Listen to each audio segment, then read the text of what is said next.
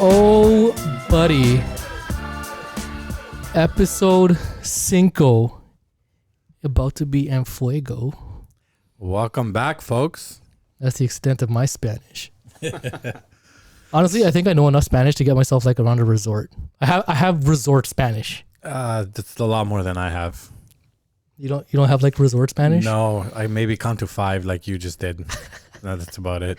Like not enough to find like a washroom, how to get to breakfast. Yeah, I could find my way around, but I wouldn't be using Spanish. I'd probably just look at the signs, look at my environment, and see where makes sense out of the place. Man, after like 2 days in Dominican, I thought I was Dominican.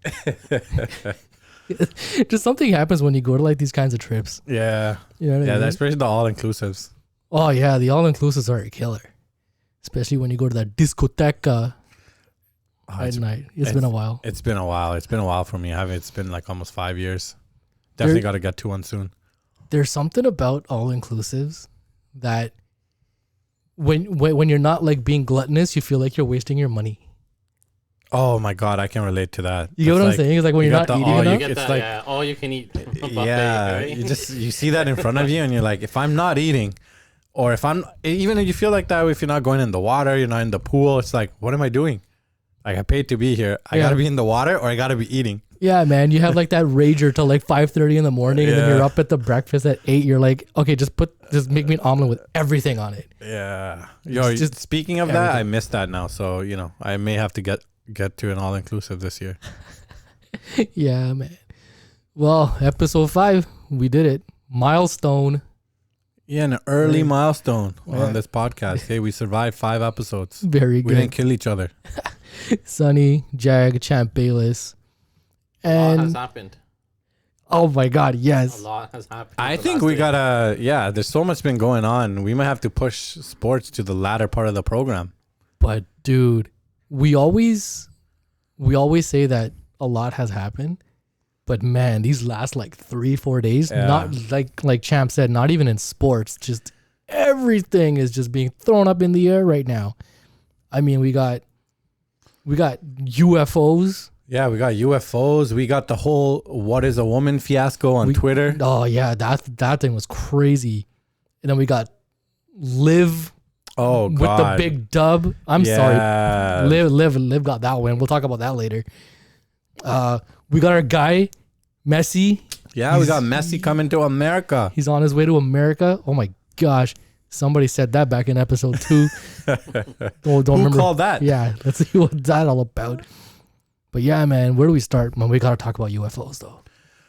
Yeah, where do we begin on UFOs? I'm gonna let you guys take it away first, just because this is an opinion. This is a topic I have a lot to say and probably a little bit like a lot of opinion about. And it's in an interesting place right now, so I'll let you guys take it first. So, just UFOs in general, I've been obsessed with since forever, for as long as I can remember. Roswell. I mean, Roswell. We're talking about like Rendlesham Forest. We're talking about like the Phoenix Lights. Oh yeah. What was the one that happened here in Ottawa? Guardian. Remember the Guardian video? And the Barney Hill, Betty story. Betty and Barney Hill. Oh yeah, they're on trip back from Canada. Man, okay, so just UFOs in general are fascinating, right? And the last 5 or 6 years, the fact that these governments are actually coming out and talking more and more about it is making me really excited. Because I'm like, all right, it's no longer, it's swamp gas. It's a weather balloon. That's the interesting part. Like, that's where I'm kind of I don't know how to feel, because for the longest time, it was such a taboo topic and you were, labeled a conspiracy theorist. Yeah. And I feel like COVID kind of killed the whole experience about a conspiracy theorist, as a lot of things taking place in the last 3 years where, we can say a lot of conspiracies or so-called conspiracies have come true. Yep. But it's in an interesting place. Like, now that the government's openly talking about it, and we consistently get these leaks, and sometimes it makes me wonder, like, is it kind of a look over here while this is going on? Yeah. And I know the last 2 leaks have happened literally kind of around major news with the president, with Biden. So, on one hand, like you said, I'm excited, like, wow, this stuff is actually being talked about, but it makes me wonder, like, where all the people who, have researched this for the longest time. I remember growing up watching Stanton Friedman. I don't know if some of you may know who he is. He was like the father of ufology. And there's a few really cool documentaries out that were filmed in the 90s. And like just people that were in the subject matter. I don't hear a lot from those people. It's a lot of, the CNN, the Fox, the mainstream media seems to have gotten a hold of this. And it's just unusual. It's not something I thought I'd see in my lifetime. And remember, I think it was before Obama took office. There was that former defense minister of Canada. He had come out and said that, all right, listen, people, there's like an actual galactic federation. There's other species out there. Yeah. We're gotta not get his name. Right. We're not part of it, but we're trying to be part of it. And this thing is happening. This is a defense minister, right? A lot of credibility, but right. He's got a lot to lose by coming out. What I would say to that is, there's been, they've gone to Congress. Like there's been ex-pilots, ex-military personnel, people in power that have spoken out about this, but it's been such a taboo topic and they've been made fun of, or, like the topic's been shut down. It's very surprising to just now see it where it's openly talked about, and, almost every few months we're getting more and more leaks. And it is like, again, it's exciting. I think we've probably, like, if it was in my opinion, I think, we've probably been dabbling in this kind of technology, and, there may have been crashes back to, like we said, Roswell, right? So, some of these things you look back, like a weather, like when you say something's a weather balloon and you kind of make people feel stupid, I think that gives credibility to whatever you're trying to hide. So I think a lot of times when they were trying to hide these things, they came up really stupid ideas. Okay, so I'm going to take a perspective from the other side. So if there are all these UFO sightings, or, like the Northern Lights, all this stuff, like let's say there is technology out there, like aliens or something. Now, in today's day and age, we have all these phones that can look at the moon, right? We can see, we can, hack into systems. We have all this knowledge. We have all this technology. Everyone has a device. Why isn't there any, other than like every footage we see is like you can barely make out what it is? That's a good point. But I also think when somebody's seeing something like that, there's a lot of adrenaline, right? So when you're trying to catch something before it disappears, because people are aware that these things can just come and go like that. And they could be interdimensional, right? I think that's something that we forget. Like if there are advanced aircraft or species, coming in and out of, or visiting us and coming in and out of our atmosphere, they could be interdimensional. That technology is something we don't understand. So it obviously makes it very difficult to capture. I think sometimes that's part of our ego. We think our technology is so good that we should be able to capture these things, but these things are making right angle turns at speeds like we can't even imagine. So we have all these whistleblowers.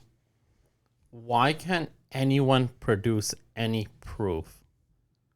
Like anything, just like an object. It doesn't even have to be a picture, but like technology, an object, or like, But I think that's where like the issue is with like people telling the government, just come out and say it, just show us. Mm-hmm. Right? Because if anybody's got their hand on anything, it's going to be them. But is it the government now, or are we talking about the so-called shadow government? Or it's probably men in black. Quote unquote, the men in black, right? Because I think people don't realize sometimes how easy it is to keep a secret because everything becomes compartmentalized. So majority of the people who are working on these black budget projects are just doing their jobs. They have no idea what's the bigger picture or what's going on. It's only a handful of people that know. And when it comes to like objects, like something simple as, why don't we look at Snowden, right? It took him a creative way to get out that information about just the government spying on its own citizens. Right now, imagine a physical object trying to be taken out. Yeah. But I think also when you finally have that proof that, okay, we already know something's out there. Yeah. I mean, that we're not going to debate if there's life out there. There is life out there. And if you don't think there is, you're completely You're living in a box, my friend. But if that proof finally is put in front of us, like, all right, here's this craft. Here's Buddy Bro. He just came from 35 million light years away, right? The entire foundation of society crumbles. Yeah. You know what I mean? Yeah. It just becomes mass hysteria. Everything that you believed in, I think organized religion just falls apart. Right? If you have this thing, whatever it could be, whatever the species is, it could be a slug on the ground. Right? Doesn't necessarily have to be like a gray. Just anything. Right? The hysteria that follows that. So you're saying we're not ready for it. We're not ready for it. Look how people are now when they're confronted with something that makes them uncomfortable. Yeah. They lose their mind. Yeah. Imagine walking out of your house and being told, hey, listen, buddy, there's like a 7-foot alien that we're going to show you on stage in about 5 minutes. Hey, somebody made a documentary about what is a woman. And look what the mass hysteria that's caused. Dude, people are not ready for this information. They are not. And when I say somebody, we want to give credit to Matt Walsh. It's a great documentary he put out. Maybe we can talk about the whole Twitter fiasco, kind of move on to... Oh, yeah. But before we go on that, just to go back to the UFO thing, like this former Air Force guy that just came out this week about everything, right? As much as I want to really believe this guy, right? There's just something about... Are you familiar with it? Yeah. Okay. No. But Tell me more. Yeah? Yeah. Okay. Everything he's saying is secondhand accounts. Right? Mm-hmm. He wasn't actually there. He just keeps saying there's high tier officials who have told me this. There's so and so people that have told me this. There's nothing that he's really come on and said, I saw it. So, right?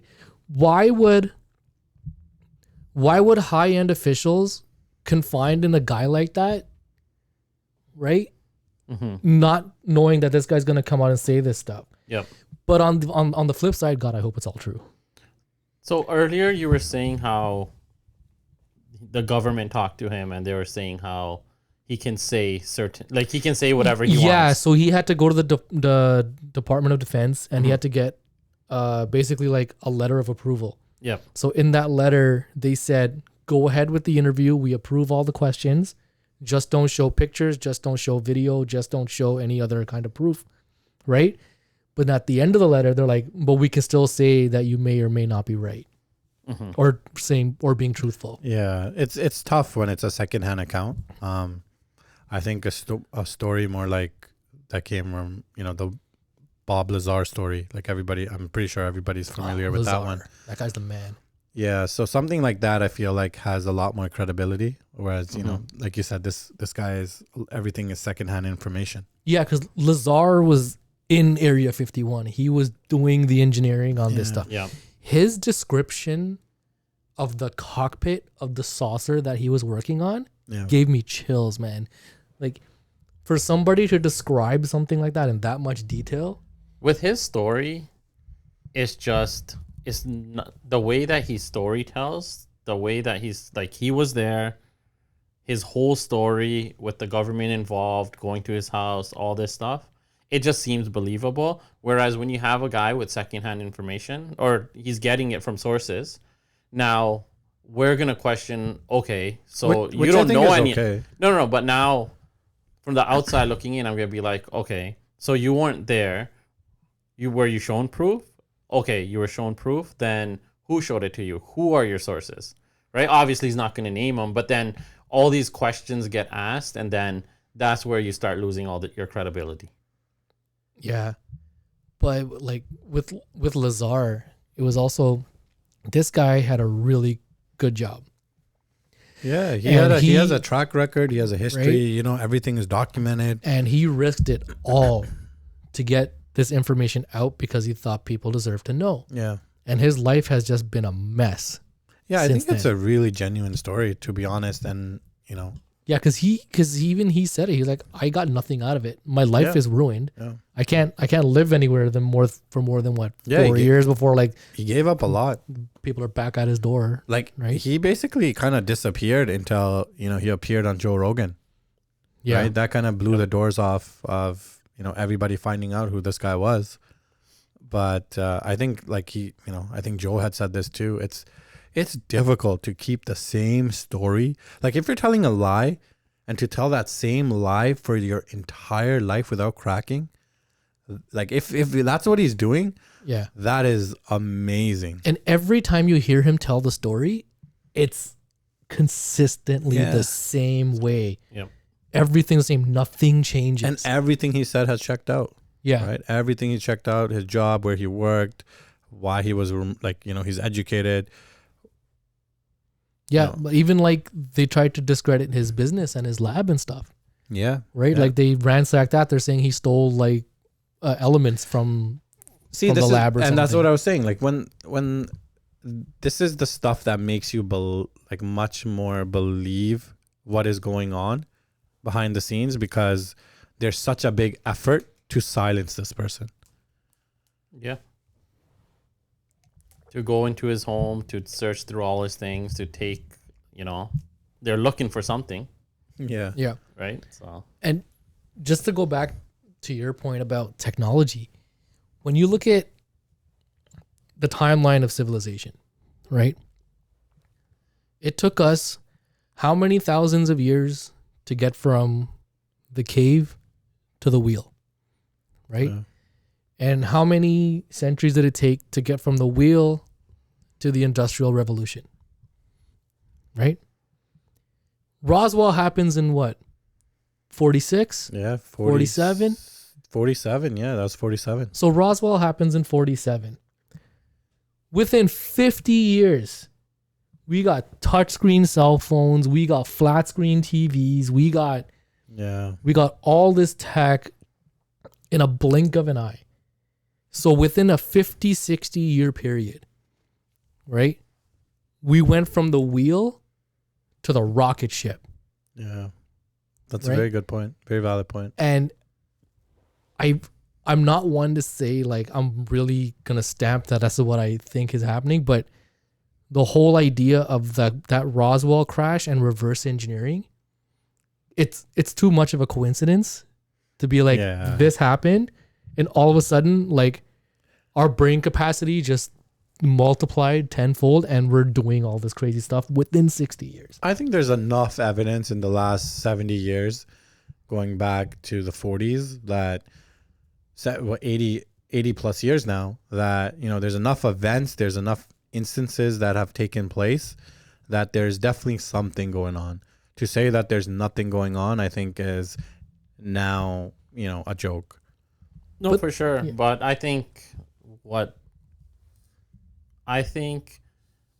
in those thousands of years, there was so much conflict, right? There were so few people that could really, you know, good point, do all this stuff, right? It's just conflict, wars, right? And after 47, that's when, you know, society, America, everything, like, it became more stable, right? When you have more people, more education, you know, there's more, I guess, working together. But when you look at like the 1930s, Roswell happens, and then you have the 60s. No. Like that little jump is still kind of crazy. I've never thought of it like that, and now that really blew my mind when you were talking about it, because I never thought of it. I've never thought of that. It's been an exponential growth, right? So and that's never been at least in recorded history. It's the first time we've yeah. I mean, even just to go back to our last episode. I mean, bloody Neuralink.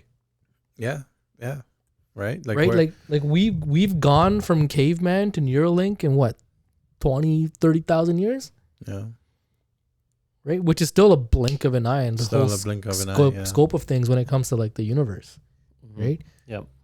But I really want to see a UFO for myself one day. I really want to see. I think this is just like we were saying, this is just the beginning. I think we're, consistent. It's been a pattern now for 3-4, I think since 2019, that we're always going to be getting some leaks. Yeah. Mulder was right, man. The truth is out there. Yeah. There's gotta be an X-Files with the FBI. There's gotta be an X-Files department. X-Files has to be a thing. Yeah, it's got to be. X-Files has to be a thing. Men in Black's got to be a thing. Yeah, for sure. These Men in Black stories that I used to see on what was it, like on Unsolved Mysteries back in the day? Oh, you should listen to the Coast to Coast episodes. Oh, Greg Norrie. Yeah, with Art Bell, the OG. Yeah, Coast to Coast is wild. Yeah, it's funny enough. A lot of Coast to Coast episodes almost feel like they're reality now. Yeah. So it's a wild time we're in. Yeah, and Greg Norrie, he's the man. He's on like Ancient Aliens too. Yeah, he shows up on that from time to time. He does. Ancient Aliens is a completely different topic. That's another one we'll get into some other time. That's a whole episode on its own. Yeah, but man, but you would think news like this, any other decade would stop the world in its tracks. Yeah, but nobody cares. But like, yeah, it's just like a fly on the wall in the news cycle. There's just too much going on in the world, and there's just too much distractions out there. Like you were saying, what is a woman thing, right? There's like the sports things. There's in the U.S. there's Biden. Here now there's the Trump whole thing, right? And then there's just too much going on in the world. Yeah, but even with all that happening, you think the idea of somebody holding on to crashed craft, with pilots from another goddamn galaxy, like what could be bigger? I think, but the thing is, I think the newer generation, now that we grew up with all this stuff, right? So we're just like, it's so interesting to us. So when we hear a story like this, we're instantly hooked. Right? Yeah. Whereas everyone growing up now, I think you make a good all point these with stories that we grew up with, there's just too much other things that they're growing up with. But like you said, with distractions, right? You're on your phone, you're on TikTok, you're on the kids, everyone's on TikTok, Instagram. Like you're getting so much information, you're going through so many loops of videos that people move on so quickly. It's information overload. Yeah. It's just, what should I care about? Like most people don't even get a moment to process what they saw. Yeah. Right? You know who wasn't giving information overload? Twitter. So Elon. Yeah, you know what? I'm going to let you take this one over because you really wanted to talk about this. Yeah. So just going back to Matt Walsh's documentary, I don't know if you guys saw, but it was like it was a wild couple days. The Daily Wire got a chance to release What is a Woman. If you haven't checked it out, definitely check it out. They put it up on Twitter for 24 hours for free. Daily Wire is a subscription service, so they put out their documentary so people could see it. And what happened was it got flagged pretty much as soon as they put it up, and it kind of caused a shitstorm. Am I allowed to say that on here? Caused a big shitstorm. So sure, well, it's too late now. A couple of people resigned. There's a couple of people resigning. Elon came out to, saying that, hey, no, it's allowed. Elon did try to save himself with his explanation of why it wasn't getting out to people, but I still found that was a pretty weak approach. You know what? I was reading the same thing. A lot of people were saying, I thought this was freedom of speech, this, that. But I'm like, you know what?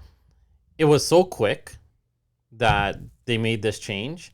I'm like, that's what you want, right? Yeah, if the people are complaining and you make instant changes, then you're listening. Yeah, I agree with you. I definitely give him some credit there. Like, this guy woke up in China. Like, this guy was in China, right, when this happened. So, give the guy credit. He retweeted it himself, right, for people to see. So, you could tell the effort's there. But I think he also realizes when he bought Twitter, as much as, he's a free speech advocate. You know, when you're in big business like that, like, you know, at moments you gotta toe a certain line, and I think he's just trying to find the balance with that. You know, I give him credit. At the end of the day, he tweeted it himself. I think he had over 70 million retweets.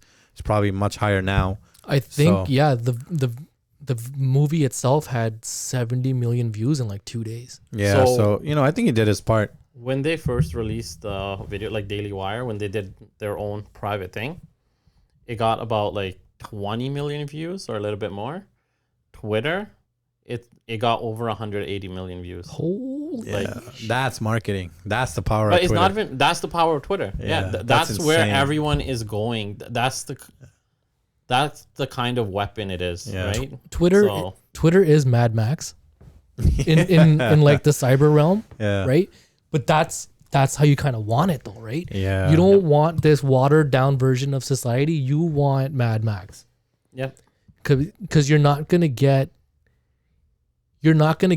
like raw opinion like you do anywhere else. Yeah, and that's why I think it's so important that like if we can keep that as free as possible, you know. Yeah. So, but I think Elon also, this might be a bit of a wake up call for him, because I think he might have bit off more than he can chew when it came to buying Twitter. Because I think he thought this was going to be easy breezy. I'm just going to run with this free speech thing and everyone's going to be happy. But then when something like this happens, it's like, okay, there's more to it than just letting people say whatever they want and not banning anybody, right? Yep.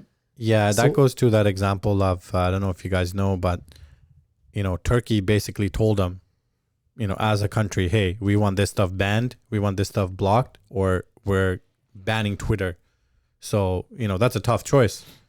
So he's either losing an entire country of revenue and of users, or he's going to give in, right? Yeah. So these are the things that he's going to be put into these tight situations and tight spots where he's going to have to make a choice between freedom of speech and how far he's going to take that versus, you know, allowing, you know, blocking not only speech, but also footage.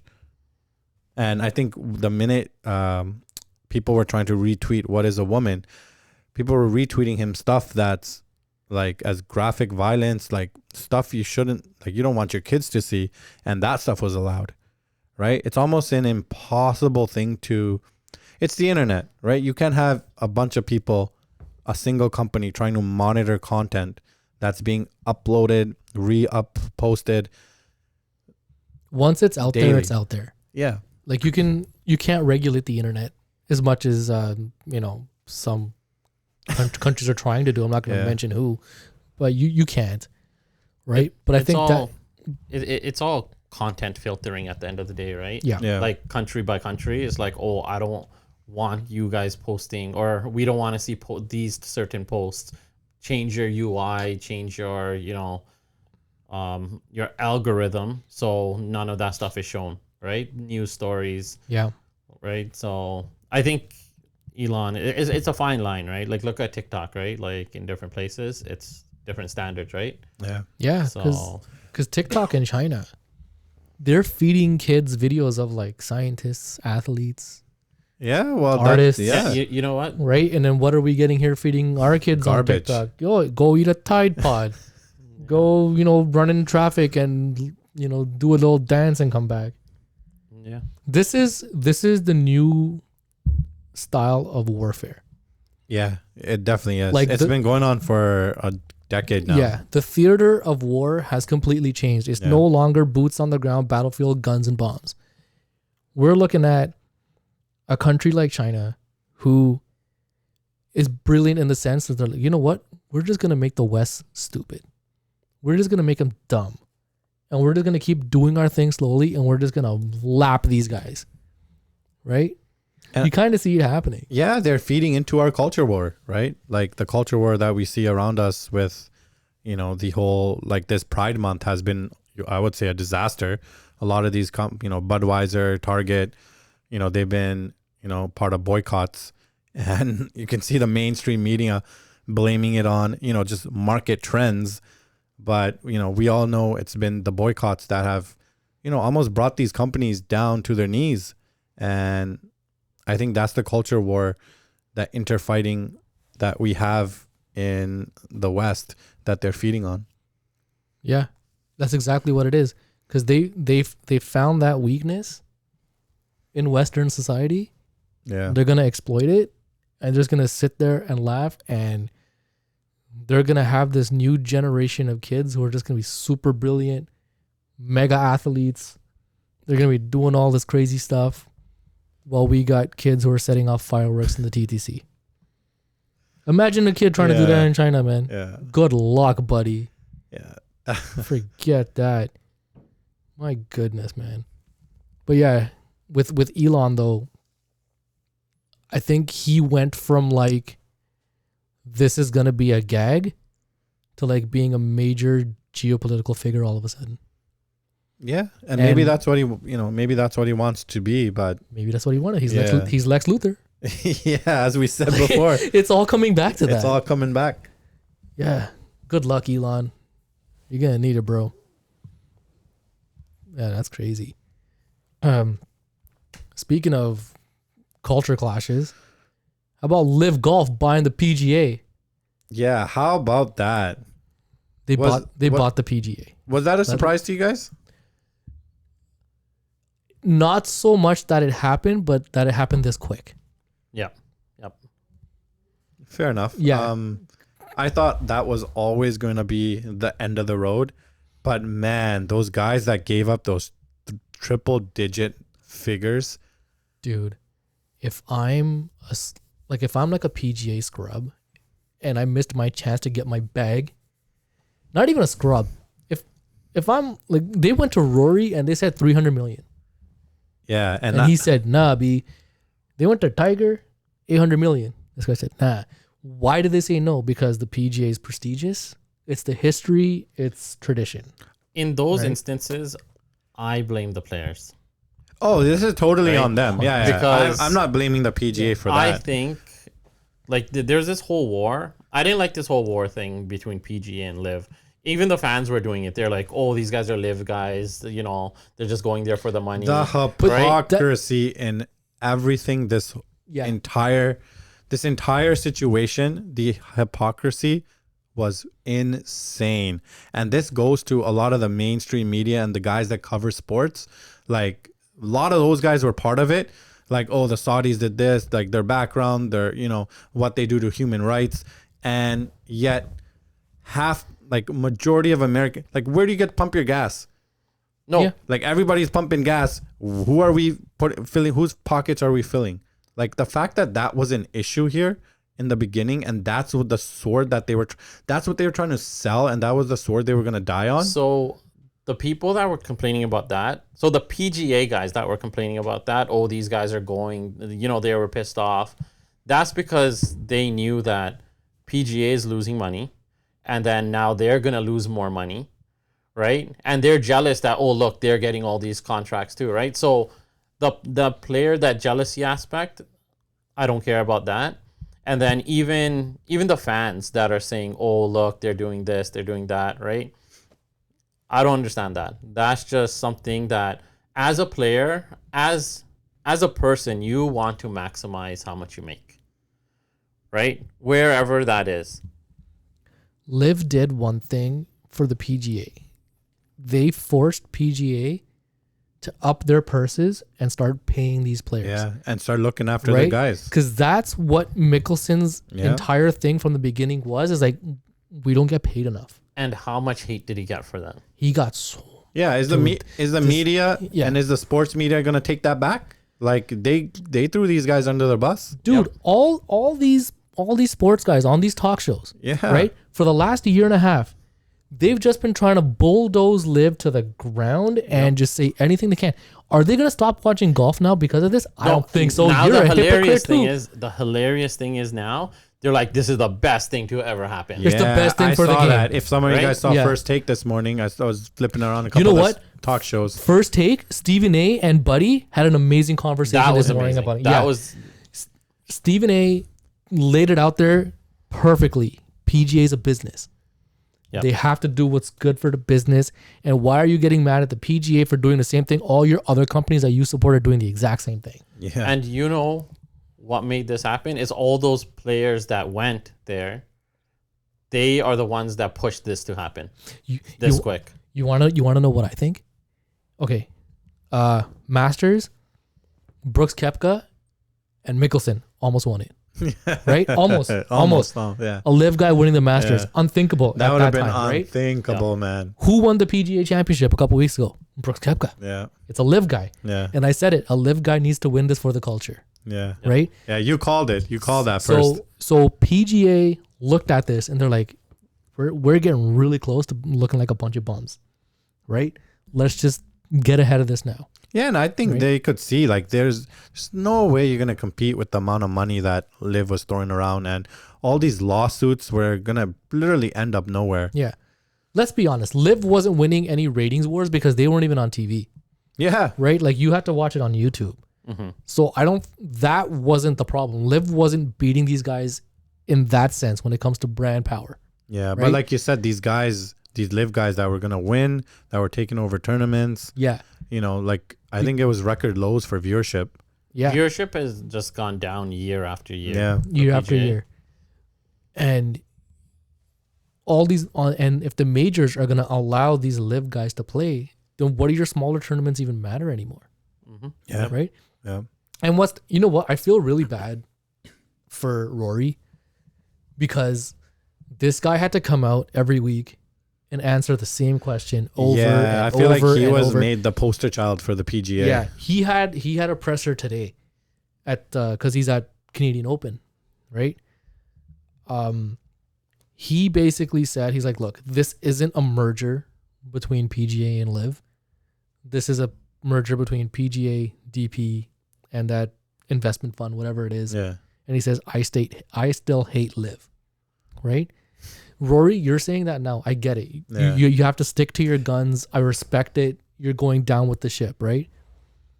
But once PGA gets rebranded into something else and the Saudis are throwing that much money and you winning the Masters is going to be a $50 million paycheck, then we'll see. Are you gonna refuse the check? Look, are you going to refuse the check? None of these guys are going to refuse the check. If they win a tournament, that's where, and the money's coming from there. And as they should, right? Like a lot of the guys that were thrown under the bus, like they looked after themselves. Of course, you're gonna make the most money that you can. If they're offering a certain amount of dollars, like it's tough, man. If I was one of those guys that refused those triple digits, or even the lower guys, let's say they were offered 20, 30, 40 million bucks, like they may never make that back in the PGA. Yeah. And they probably won't. But I wonder how this is all going to play out though. Like, are they essentially going to become one tour again, or is this going to be like still a separate thing? Because the guys who play on LIV, the whole point of them going to LIV was everybody got paid. Yeah. There was only a 3-day tournament. There was no cut. Everybody got money, and it was team play. Yeah, that'll be interesting how they come together and kind of. I think they're gonna try to make it into this one thing, and they'll probably merge certain things that players want. Probably. I think if the PGA introduces that team aspect like LIV had, I think that would be kind of cool. Yeah. But then you're gonna have all these traditionalists come up like, this isn't golf. This isn't PGA. Yeah. Right? I think. You gotta find that middle ground. I think the merger is kind of showing us that they're trying to get rid of the old thought processes, and they're gonna have to if they want to bring fans back to golf. Yeah. I think you don't make major changes. I think you do tournaments, let everyone play, kind of let the whole merger thing die down, and then once it's normalized in everyone's view, then you start making changes. Yeah, but think of it as still gonna be behind the scenes though, man. Yeah. Because the way that Monahan, the commissioner, the way that he did this, slimy. Yeah, that guy. He deserves all the blame. Yeah, he's gonna come out at the worst of this. He should no longer be. He should in his come position. out the worst of it. Yeah. Every interview that this guy's done since yesterday has just gotten worse and worse and worse, man. But I can't wait for this weekend because I'm gonna go to the final round of Canadian Open. Yeah, it should be a fun weekend. Shout outs to my brother Shiraz, works for Golf Ontario. He got us tickets for Canadian Open. Just I think everyone's going to be buzzing because that's all anyone's going to be talking about. And because Rory's there defending too. Yeah, you chose a good weekend to go. Man. It's lined up perfectly for the Canadian Open to be the next tournament. Yeah, because I think, wasn't it last Canadian Open is when they dropped the news that LIV was going to start tournaments on the same. LIV's first tournament was the same weekend of Canadian Open. Oh, it's too bad. It overshadowed big time. Right? So I'm like, this is 2 years in a row where the Canadian Open's like, oh yeah, you're happening, but something else just happened, right? I think that in this terms, it's going to help. I think, like you said, it's going to be a weekend that's going to be pretty buzzing. Eyes on it. More eyes. It's going to be a lot of media probably coming in asking these guys questions. Yeah. A lot of media is going to be going to Miami to talk to this guy. Yeah. Speaking of which, Messi comes to America. This was the best thing for him. There was no reason for him to go back to Barca, considering everything that they've gone through this year and what their situation is financially with the league. He wasn't going to Saudi. That was for damn sure. Yeah, I didn't buy that. That was not happening. There.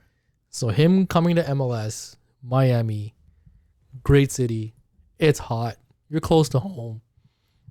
You know what I mean? I think it's a win-win for him. Yeah, just have some fun, end it. Yeah, it's a great way to go into retirement, I would say. How old is he? 36? I think he's 36, 37. Let me check it out. Ronaldo's 37, 38, right? So I think. How did Ronaldo's experience go? It doesn't look like he's having fun over there in the Saudi league. Man, this guy's regretting every second of that. Right? So I'm sure Messi, I probably asked around other guys, like what's the experience? Maybe. Benzema just signed in Saudi. So he's leaving Real to go play there. But that's fine for him though. But he's 35, guys. He's 35. Yeah, 35. Really? Yeah. Jeez. So I turning 36 this year? Oh, that's a good question. Dude, we've been watching him for 20 years because he was 15 when he went to Barca. Man. You think he goes to he plays in another World Cup? Messi? Yeah. When's the next World Cup? 2026, right? Yeah, he's 35, years, 39. Yeah, he could come off the bench maybe. No, he'll never come off the bench. No. 37 Messi is still going to be effective. Oh, it'll be 30. Yeah, it's 20. Okay, yeah. Because 2026 38 here. Yeah. No, he'll be like 30, almost 38, 39. Oh, wait, 38. He's 35 now. Yeah, and 3 years from now. Yeah, sorry, we're in 2023. Yeah. So he'll have a couple good years at MLS. I think he's got a couple good years. Yeah. At least. No, for sure. He'll extend his career playing in MLS. Yeah. You're playing less. And again, not to knock MLS, it's not as competitive, right? But if you're a guy in MLS and you just found out that you're about to play across from Messi, you're going to go after him. Yeah, you definitely are. Definitely are. Because all you're going to see is the headlines. Oh, buddy bro guy just went studs up on Messi. Everyone's going to want a piece of that. Yeah. Right? But this is an exciting day for at least the MLS and those, the MLS, people who follow the league, and we'll actually get a chance to go see him as well. Yeah, I gotta tune in now, dude. The cheapest ticket in Miami before today, $25. Yeah, cheapest ticket for Messi's first game, $400. Yeah, they're $450 plus. Imagine now. being a season ticket holder now. Oh, those guys are laughing. They're laughing, but yeah, if you're a Miami ticket holder, yeah, because everybody else is gonna get a couple games a year. And here, nobody's like. Outside of like the hardcore ultras, no one's watching TFC right now. No. But Messi shows up in town. Everyone's a TFC fan. Yeah. Everyone's going to go. Everyone's an expert. Buy a jersey, get a scarf. We're going tailgating. Yeah. Right? It's happening, guys. Let me Google what the chants are. Let me figure that out. Right? Man, the power of brand. Like your personal brand, what that can do. Yeah, there was another thing today. Like I think the Miami... their account followers, just what did they gain, like 500K? 500 million, I think it was. No, it can't be 500 million. Yeah, that's a big stretch even for Messi. You think half a billion? He can't bring in half a billion? No, I think it was about 500K. But yeah, it was a substantial number that he brought. So yeah, he's a powerhouse name. I think he's the GOAT, and it's not every day the GOAT comes to your league. So. Yeah. I mean, that's going to be exciting with MLS now. Yeah. maybe we can finally see the game if it's not on Apple TV. Oh, blackouts. Yeah, these subscription services. So the entire MLS schedule is on Apple TV or just certain games? I think the majority of it, and then network still gets some. I think we talked about this on the last one. Yeah. But now that Messi's in town, they're probably going to want to put Messi on the network, man. Or they can get really sleazy and be like, hey, man, if you want to watch Messi, you got to get Apple TV. Yeah. That'd be interesting. I think that contract's already there, so I think they'll just get the games that they already have. It'll be interesting going into next year. You think he's gonna play this year? Messi? Yeah. Yeah, Messi playing in July. Oh, he is. Okay. Yeah, his first game's like July 20 something. Oh, nice. If I'm not mistaken. Nice. So he's gonna play this season. He's playing this season. Because the MLS season ends in the fall, right? like November, I think. Yeah. So he's October, November. He'll get in about 3-4 months. Yeah, and then playoffs, and then the finals are like end of December, something like that. And Miami's not a good team, right? They're in last place.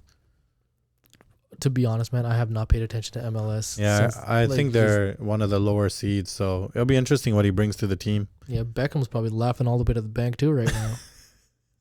That friggin' guy gets all the luck when it comes to this kind of stuff. David Beckham? Yeah. Also, shout outs to Zlatan Ibrahimovic, man. Retired this week. Yeah, what a career. Yeah. What a career. King Zlatan. That guy was awesome, man. Yeah. That guy was a house of highlights, man. Where do you rank him? Is he just one of the greats, or? I can say he's one of the greats, but like when it comes to like a goal scorer, he's one of all-time best goal scorers. Mm-hmm. Yeah. Yep. 1000%. This guy did some wild, scissor scorpion kick against England from like 50 yards out. Yeah. I'm never gonna forget that. The audacity of some of the stuff that this guy did, man. If you guys haven't seen him play, definitely check out his highlights. This guy had a fantastic career, and he literally has probably hours of highlights that you'll be just in awe. Yeah. What this guy was able to do. And he had a great commercial with Ronaldo too. When Nike did that whole Joga Bonito thing. It was great. They were just going like skill for skill. Oh yeah, I remember that. That one was awesome. Yeah, that was a great commercial. He has a fun personality, The confidence that came out of this guy's pores, I have never seen it on any other athlete, maybe outside of Floyd Mayweather. Yeah, I would agree with that. And maybe Conor. Mm-hmm. McGregor, not McDavid. But what he said to the fans after he retired. Oh, you guys see that? He's like, maybe you'll see me again if you're lucky. This guy's the man. King Zlatan. Yeah. Shout out Zlatan. You're the man, bro. Even though you broke England's heart, you're still the man. Speaking of breaking hearts, our boy Manoah breaking our heart for the last a little bit of Jay's half. talk. Yeah, it finally got sent down to what? Single A? Rookie ball. Oh, he got sent to rookie ball. This guy's playing rookie ball now, man. What was it? What's it called again? FCL or something? Oh, I hope that doesn't just ruin. This guy's a big confidence guy, so I hope this guy he doesn't just lose his confidence entirely.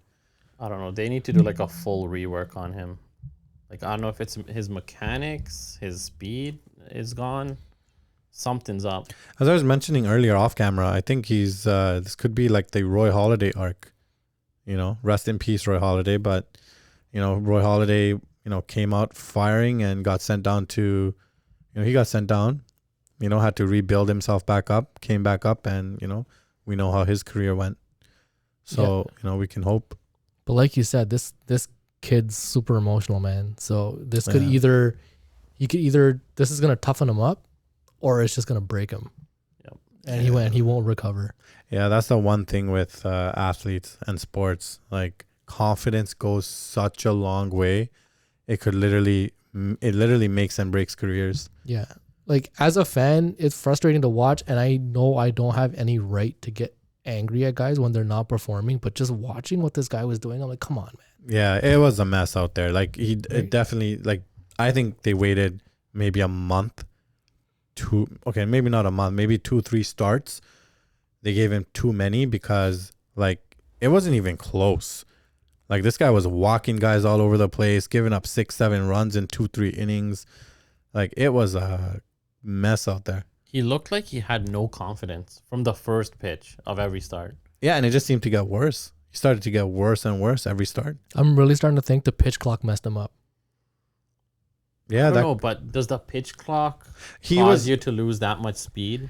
Yeah, but he was that much known. control? He was known to take a lot of time. If you look back at him last year, you know, he would throw over a lot. He would walk around. You know, he was very slow in his delivery and just getting set up for his delivery. So I think there's definitely some truth to the pitch clock kind of messing him up. Yeah, but that's what preseason's for. Honestly, I don't even think he came in with the best shape too. Yeah. Right. I definitely think it's a multitude of factors. Like Jack said, like, you know, he's lost 5-6 miles per hour on his pitches. In the beginning, I was leaning towards the rule changes to what has happened to him, but now I just think it's everything. Maybe it's some injury in his arm that causes him to, you know, lose some speed. Maybe it's, you know, his mechanics. Yeah, but also sports psychology is a hell of a thing, though, man. Yeah. Like once a guy, you know, up there thinks that he's completely lost it, yeah, they just go into this spiral, and it's a domino effect. It's hard to get out of. Like it's hard to stop it. Yeah, like okay, we all make fun of Russ, right? Like we do. Like it's comical, like how downward this guy's game went. But there was one post game where like that reporter was really bigging him up. Yeah. Right? Yeah. And you saw his face light blow up, yeah. Right? Yeah. And you know, sometimes we forget that these are people. Yeah. Stuff affects them like it affects us. Definitely. Mm-hmm. Yeah. Right? So for Russ to consistently hear how trash he is, West Brick, this, that, especially with the social media age especially now, with social media. Like you can't escape it. Talk shows 24/7. Yeah. Like you know, who's to say that that didn't affect them? Yeah. Right? And then to see somebody big him up and then him get like, oh. Yeah. Right? Sometimes that's what these guys need. I've been harsh on Manoah this season. I've talked a lot of junk about him. Right? Me too. But it's like maybe there needs to be somebody around him saying, look, don't take this personally that you're playing rookie ball again. Just figure it out. You'll be back. But when you're at that level, you know, especially last year, he was pitching so good. And this year, it's like the complete opposite. Like as a player, you should know, okay, things aren't going my way. I'm here and I'm going to work my way. I'm going to fix it and get back there and prove it. Right? That should be the mindset. I hear you, but like I do agree with what Sonny said. It's a big mental hurdle because like he was a Cy Young candidate last year. To go from a top of his game being a top 3 pitcher in the AL to rookie ball, like mentally you gotta be tough as nails to get through that. Yeah, especially like in Toronto, man, because the media here, the media takes something and just runs with it. Yeah. I think so. In that aspect, like the fans, you said you were really hard on him. We're all really hard on him, right? But it's not like we're saying with the Westbrook thing, fans were saying get him out. To Manoah, we're not saying get out. We're saying come. We know what you can be. Yeah. We want you to come back as that. That's a good point. Right? Yeah. Like he's not doing, like he's hurting the team. He's legitimately hurting the team every single start. Right? You can't leave him out there. Yeah. Right? And that's just the harsh reality of it. And that's not being mean. That's the reality of sports, so, right? Yeah. That's something he has to deal with, but I don't think it's unfair criticism. But I think that's just the problem with celebrity in general. Right? Like even with actors and stuff, like they make a trash movie, that's all they're going to hear for like the next year. Mm-hmm. Oh, this guy's movie sucked. He can't act anymore. What the hell was this? What the hell is he wearing? Why does his face look like that? I think that like as much as I know, you know, mental health gets this big, you know, we talk about it very differently now, especially in the past decade of all the things that we found out about mental health. But I think sometimes we use it as a crutch. Like, I want to be careful how I say this, because like, I think in these professions, sports, being a celebrity, like, there's certain avenues in life that you choose that require you to be mentally tough. And I think that's okay. Like, if you're not mentally tough, you're not made for it. And I don't think like there's nothing wrong with that. Yeah, doesn't the NFL have like these crash courses for rookies before they come into the league? Oh, to like how to handle media. How to handle media, and like this is gonna happen. You will have to face this and all that. I think they all do. All the leagues do that for sure. Like, look at the NHL. These guys don't speak anything other than the same line. I don't even think NHL players have social media. There might be 4 guys who might actually have it. Who's the best sports, like, active athlete right now? Who's the best on social media? Ooh. Like, the most entertaining guy or girl? That's a tough one for me. As you guys know, I think McGregor has to be up there. McGregor, yeah. McGregor's great. Yeah? Yeah, I'm going to leave this to you guys. You guys, like, I'm not a big social media guy. I don't see a lot. You got to see his Twitter, man. Yeah? Yeah. His Twitter's out of control. It's great. But there's got to be somebody, like, even, well, I mean, he's not active anymore, but like Roberto Luongo's Twitter is hilarious. Those were the early days. I do remember his, but like, even he was now, great. Oh, yeah? Yeah, even now, like, he hasn't lost a beat. Definitely check him out. Yeah, I remember he used to be great on Twitter. He's sitting up in the press box, but he's still tweeting like it's 2011. They're one of the rare personalities the NHL had. Yeah, the NHL are robots. I think we talked about this. NHL, man. Let your players just be people, man. Yeah, get some personality. Let them be who they are, Yeah, whatever. Anybody seen Spider-Verse yet? I don't know. I was just staring at my Spider-Man picture and I just remembered Spider-Verse. Yeah, I was going to mention it before. I've been staring at it a couple times. No, I haven't gotten a chance to check it out, but maybe we can plan something next week. We got to definitely go check it out. That and Transformers. I really want to see Transformers. I've been seeing some good reviews for Transformers. Oh, yeah? Yeah. But apparently Spider-Verse, they split that into 2 parts. Yes, they did. I'm not sure. I guess they had a bigger story to tell, but I'm looking forward to checking it out. I've heard some great things about it. Yeah, this summer is going to be great for movies. Yeah, Flashpoint movie is coming out. It's the first full year back. It's the first year back for films after COVID. So it's like a full slate of movies and TV shows. Yeah. Secret Wars is coming out in like a week or 2. There's been like 0 advertising about that. Holy smokes, the show, right? Yeah. I totally forgot about that one. Wait, what's that show? Secret Wars, the Nick Fury. Yeah, Marvel, Secret Wars. Oh, I didn't Disney hear anything. Yeah, they haven't. So they marketed it early. They had a big push, I think, early in the year around the Super Bowl. But since then, it's been quiet. Quite surprised. Speaking of Nick Fury, did you guys hear about that Nick Fury conspiracy theory? No, tell me about it. In the MCU? All right. So in Captain Marvel, right? He says that he only eats toast cut. I think he only eats toast cut diagonally. Yeah. Right? But in Iron Man 1, he's eating toast cut horizontally. Right? So what the theory is that Nick Fury has been a Skrull this entire time. Right? And the only real time we see Nick Fury is Captain Marvel and him at the end of Spider-Man on the Skrull ship. What? If they were thinking that far ahead and that's for real? Yeah. Damn. But I wouldn't put it past MCU because they do like this breadcrumb stuff. That's a long ass breadcrumb. But dude, when we're talking Iron Man 1 to Captain Marvel, that's almost like a 10-year gap in between movies.